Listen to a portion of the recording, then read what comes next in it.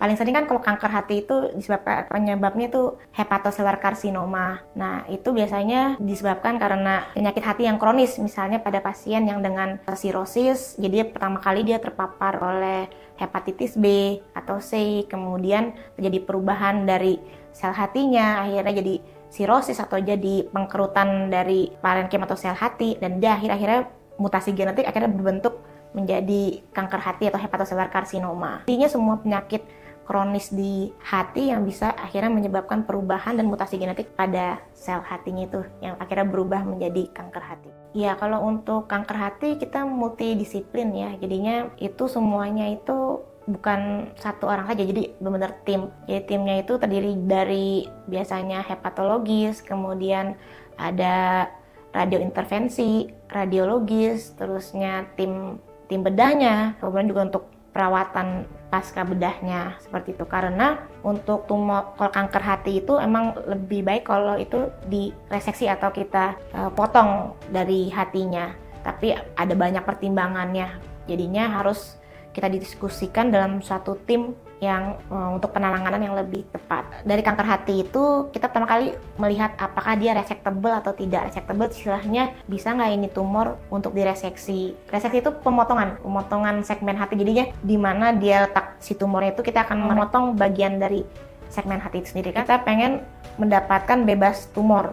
Sebenarnya untuk sel hati sendiri bisa untuk beregenerasi.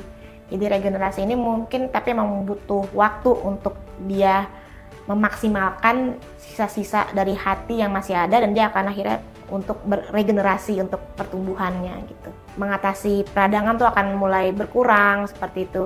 Dan biasanya sih baru muncul bisa dalam waktu 6 mingguan tuh bahkan baru mulai ada regenerasi.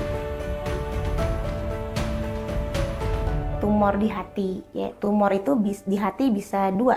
Bisa jinak, bisa ganas pembagiannya. Nah, untuk yang jinak itu sendiri bisa kista, bisa adenoma, ataupun bisa hemangioma gitu. Dan kalau untuk yang kanker hatinya sendiri, itu terbagi dua lagi. Dia primary atau primer munculnya itu dari sel hati, atau dia suatu penyebaran dari kanker organ di dalam perut. Seperti itu, bisa aja misalnya penyebaran dari kanker kolorektal, kanker usus besar, dia akan bisa nyebar ke hati, ataupun ada juga yang dari kanker di luar dari pencernaan, misalnya kayak dari payudara, dia juga bisa menyebarnya ke hati, seperti itu. Jadi itulah yang klasifikasi atau pembagian dari kanker di hati. Penyebabnya itu sebenarnya bisa macam-macam ya. Paling sering kan kalau kanker hati itu disebabkan penyebabnya itu hepatocellular carcinoma. Nah, itu biasanya disebabkan karena penyakit hati yang kronis, misalnya pada pasien yang dengan sirosis, jadi pertama kali dia terpapar oleh hepatitis B atau C, kemudian terjadi perubahan dari sel hatinya, akhirnya jadi sirosis atau jadi pengkerutan dari parenkim atau sel hati, dan dia akhirnya mutasi genetik akhirnya berbentuk menjadi kanker hati atau hepatocellular carcinoma. Bisa juga karena sekarang juga banyak, bisa juga yang alkoholik atau ya, intinya semua penyakit kronis di hati yang bisa akhirnya menyebabkan perubahan dan mutasi genetik pada sel hatinya itu yang akhirnya berubah menjadi kanker hati.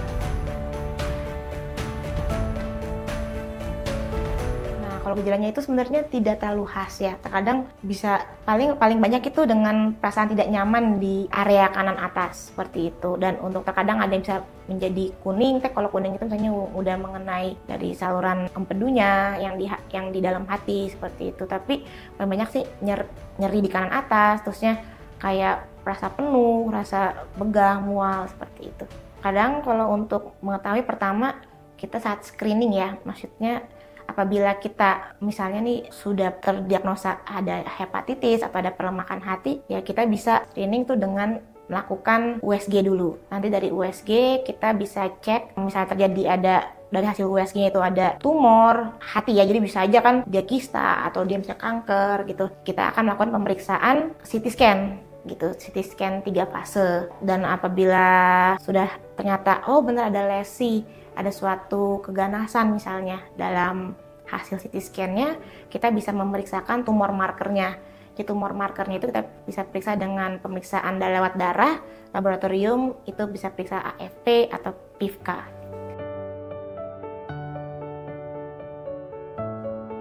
Ya, kalau untuk kanker hati kita multidisiplin ya. Jadinya itu semuanya itu bukan satu orang saja, jadi benar-benar tim. Jadi timnya itu terdiri dari biasanya hepatologis, kemudian ada radiointervensi, radiologis, terusnya tim bedahnya, kemudian juga untuk perawatan pasca bedahnya seperti itu. Karena untuk tumor kalau kanker hati itu emang lebih baik kalau itu direseksi atau kita potong dari hatinya.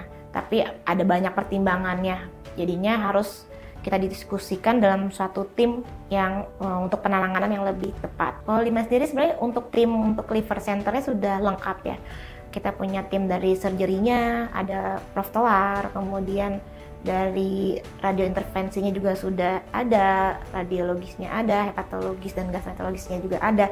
Jadi sudah mumpuni lah untuk penanganan untuk kanker hati. Dari kanker hati itu kita pertama kali melihat apakah dia resectable atau tidak. Resectable istilahnya bisa nggak ini tumor untuk direseksi. Reseksi itu pemotongan segmen hati. Jadinya di mana dia letak si tumornya itu kita akan memotong bagian dari segmen hati itu sendiri. Kan segmen hati kita ada 8. Kita pengen mendapatkan bebas tumor. Sebenarnya untuk sel hati sendiri bisa untuk beregenerasi. Jadi regenerasi ini mungkin tapi memang butuh waktu untuk dia memaksimalkan sisa-sisa dari hati yang masih ada dan dia akan akhirnya untuk beregenerasi untuk pertumbuhannya gitu. Hari kelima itu sudah mulai perbaikan dari fungsi hati yang masih tersisa. Dia mulai mengatasi peradangan tuh akan mulai berkurang seperti itu. Dan biasanya sih baru muncul bisa dalam waktu 6 mingguan tuh bahkan baru mulai ada regenerasi. Apabila ternyata tidak resectable atau tidak bisa kita lakukan reseksi, nah itulah kita ada multidisiplin dari timnya itu sendiri. Jadinya bisa menggunakan radiologi intervensi kayak TAC, di sini sudah ada. TAC ini caranya kateter dimasukkan melalui akses dari pembuluh darah dilipat paha terus sampai ke pembuluh darah hati. Kemudian ada kateter lagi namanya mikrokateter. Mikrokateter kayak anaknya. Nah, anaknya itu masuk lagi sampai benar-benar di depan si tumor yang kita namakan bisa ultra selektif sampai ke cabang paling kecil pun kita bisa capai. Kemudian setelah itu obat dicampur. Setelah obat dicampur kita masukkan obat perlahan-lahan supaya hancur. Jadi kalau ini sebetulnya membuat gambaran pembuluh darah hati melalui pangkal hati ya. Pembuluh darahnya jadi kelihatan seperti ini. Jadi hati itu gambarnya besar, sebetulnya besar dari sini ya kalau kita lihat warnanya. Nah, hati itu besar sampai ke sebelah kiri. Nah sekarang ini saya udah berikan obat sehingga gambarnya bercak-bercaknya makin banyak nih mengisi si tumornya. Ukurannya itu kurang lebih 13 cm. Nah segini, sedangkan hati yang normal terlihat di sini yang masih bagus. Pembuluh darah utamanya kita tutup lagi sehingga tumornya kita bilang nekrosis. Nekrosis itu luruh. Yang tadinya padat jadi cair. Kemudian bisa juga dengan kemoterapi, kemudian bisa juga targeted terapi dan imunoterapi.